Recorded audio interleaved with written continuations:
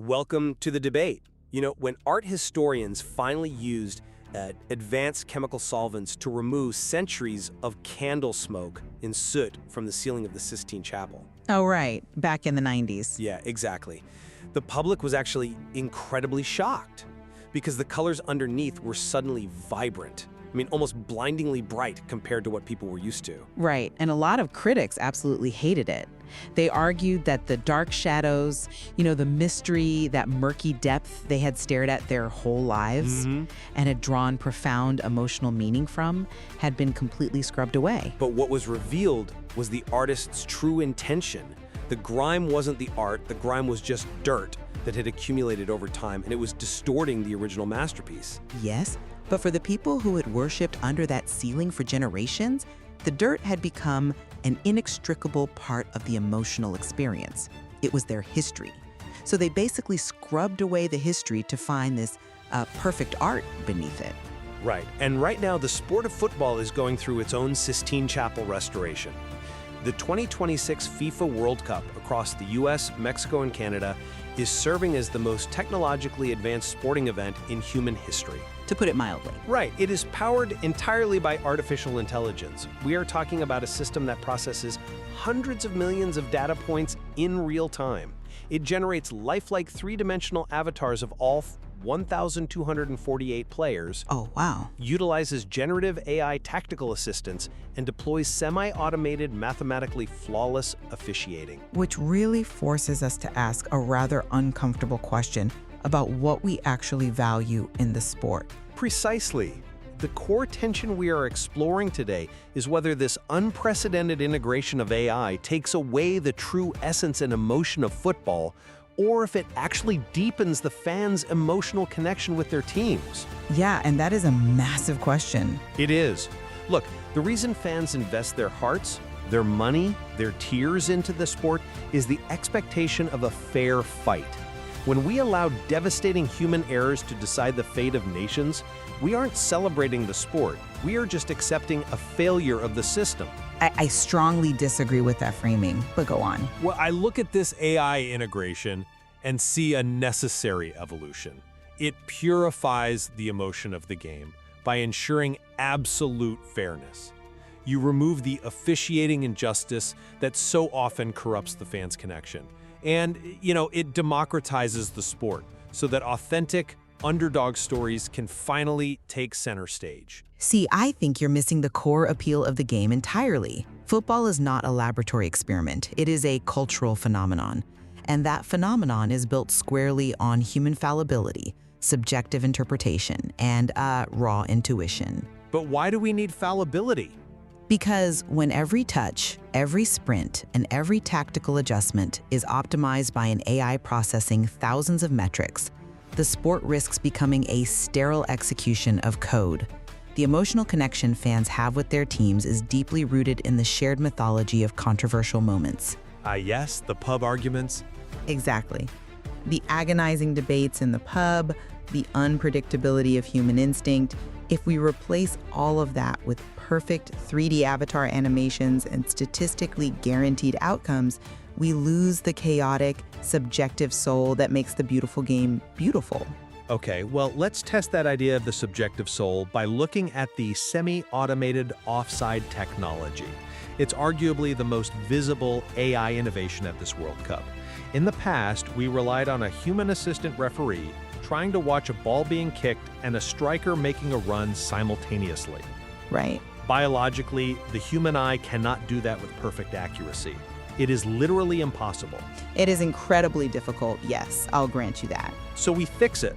Instead of a guessing game, we now have 12 dedicated cameras positioned under the stadium roofs, tracking every single player continuously. And they aren't just tracking a blurry human shape, they are monitoring 29 distinct anatomical landmarks on every player. Shoulders, elbows, knees, the very tips of their toes. And they're capturing this skeletal data 50 times per second. And combining it with the ball sensor, which is undeniably a staggering feat of engineering. Exactly.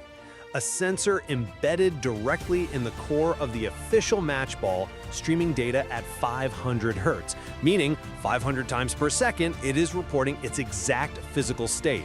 It detects the precise microsecond a player makes contact with the ball. It's fast. Think of it like a conductor leaving an orchestra.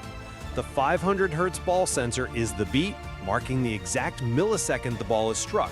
The 12 cameras are the musicians, tracking those 29 skeletal points, and the AI is the conductor, instantly snapping the player's skeletal positions to the exact beat the ball was kicked. Right. It's not just a better camera. It's a real-time, three-dimensional reconstruction of reality. When fans know the outcome is unequivocally fair, it builds profound trust. You can celebrate a goal with total abandon, knowing it won't be unjustly called back because an official was 2 yards out of position. The emotional connection isn't severed. It's purified. See, you use the word purified, but I hear sterilized. I know if you're listening to this right now, the idea of an algorithm ensuring absolute fairness sounds like a pure game. Because it is. Well, you are absolutely right about the technical marvel of the 500 Hz sensor and the anatomical landmarks, but think about what happens in practice on the pitch. In milliseconds, the AI system whispers an automated phrase like offside or tight directly into the referee's earpiece. Flawless efficiency. Yes, flawless efficiency. There's no stopping play, no consulting the assistant, but in that flawless efficiency, we eliminate the agonizing, passionate debates that literally span generations. But why on earth should we want agonizing debate over something that is objectively true or false? Offside is a binary rule. You either are or you aren't. Because that debate is the emotional fabric of the fan community. You want to talk about true essence? Let's talk about Diego Maradona's 1986 Hand of God goal against England. I had a feeling you'd bring that up. Of course. Yes, it was an infringement. Yes, the referee didn't see it.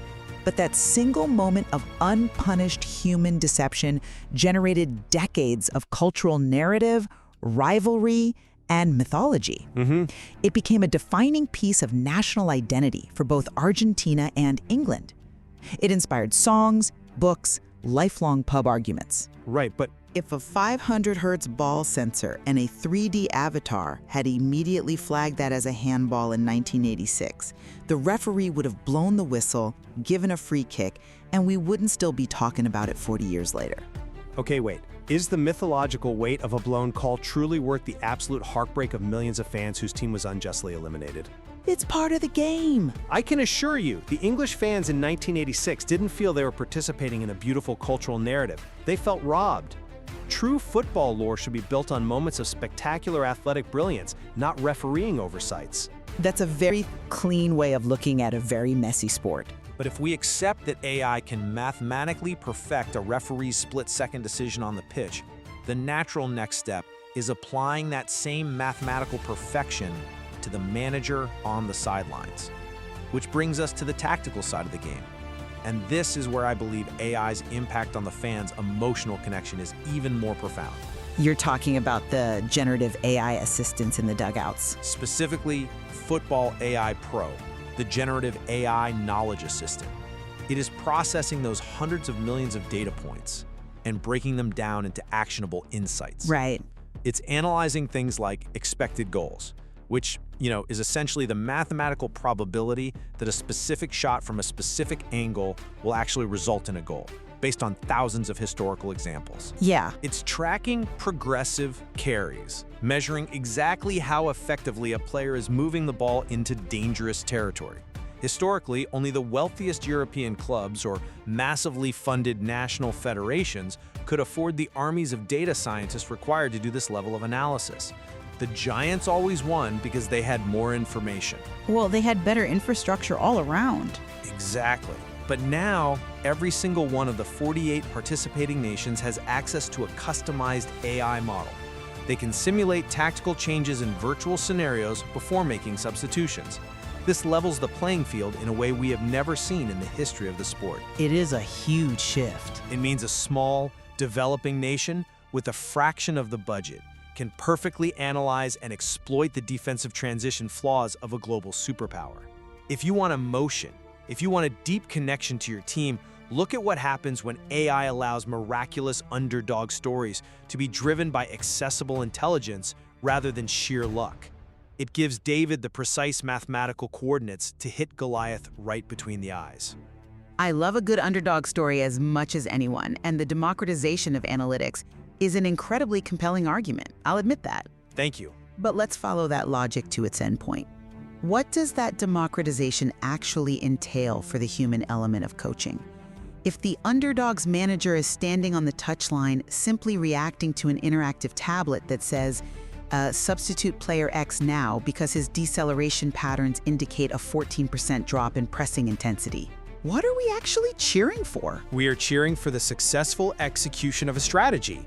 We are cheering for the fact that a smaller nation can outsmart a larger one. Are we? Or are we just cheering for a superior data model? The beauty of a tactical masterclass used to be the manager's human intuition. Ah, the gut feeling. Yes, it was the gut feeling that a certain player could turn the tide of a match, even if they looked tired, even if the stats said they were having a bad game.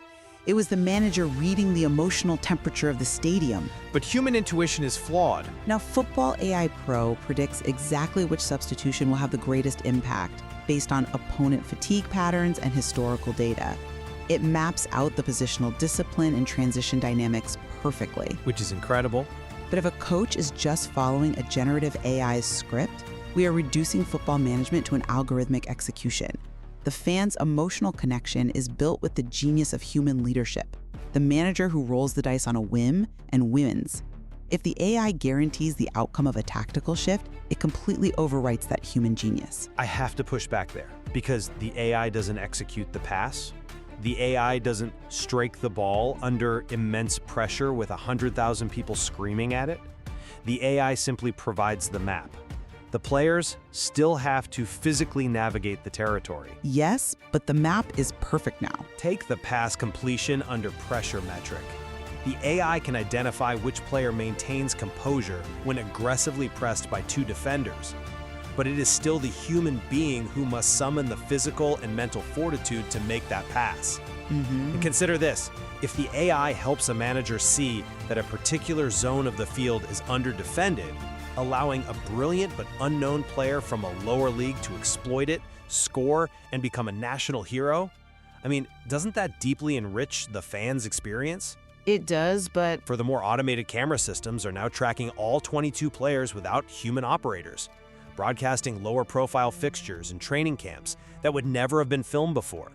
AI is finding hidden talent and exposing fans to more authentic human stories, not fewer. okay, I will grant you that the automated camera systems democratizing broadcast access for smaller stadiums is a net positive for visibility. More people watching more football is good. Great! But you bring up the physical execution, the humans navigating the territory. Let's look closely at how AI is starting to treat those humans. AI injury prediction systems are now actively analyzing biomechanical stress patterns, gait asymmetries, and cumulative fatigue across days and weeks. Which is an incredible leap forward for player welfare. Let me explain what this actually looks like. An AI notices a player's left stride is a fraction of a millimeter shorter than the right. It calculates that their hamstring is tightening up, so it alerts the coach to substitute them before the player even feels the pull. Exactly. We are shifting player management from reactive to proactive, extending careers by years. Medically, it is excellent, but we are debating the emotional essence of the sport and the fans' connection to it.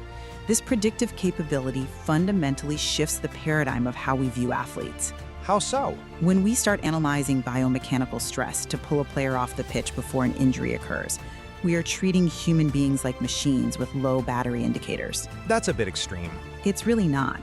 Part of the deep emotional connection fans have with their teams is witnessing human resilience. Think of the iconic images of football history. Terry Butcher wrapped in bloody bandages for England. Franz Beckenbauer playing with a dislocated shoulder and a sling during the 1970 World Cup Game of the Century. Right. A player pushing through sheer exhaustion in the dying minutes of a quarterfinal, defying their own physical limits for their country. I hear what you're saying, and I won't deny that the image of a player battling through visible pain has a very specific, undeniable romance to it. It taps into a primal sense of heroism. It absolutely does. But I would argue that it's a dangerous romanticization of physical trauma. As our understanding of biomechanics and long-term health evolves, romantically glorifying a player's physical destruction becomes ethically questionable. Well, sure, from a medical standpoint. If we can preemptively substitute a 20-year-old phenom based on abnormal strain data to prevent a tournament-ending ACL tear, isn't it morally and emotionally superior to keep our heroes on the pitch for the next decade, rather than sacrificing their knees for a singular dramatic photo op? Morally, absolutely. It is the ethical thing to do. But emotionally, football, like all great drama, is deeply tied to the narrative of sacrifice. Interesting. When predictive models actively engineer the risk of physical exhaustion out of the game, they also engineer out the drama of overcoming it. If every time a player enters the red zone of fatigue, an AI prompts a substitution to optimize the team's workload metrics, we will never again see the sheer force of will that allows a visibly exhausted player to sprint the length of the pitch in the 119th minute. It removes the human element of a player looking at their manager and saying, "No, keep me in, I can push through." We are replacing the unpredictable, chaotic drama of human physical limits with risk-averse, clinically optimized workload management.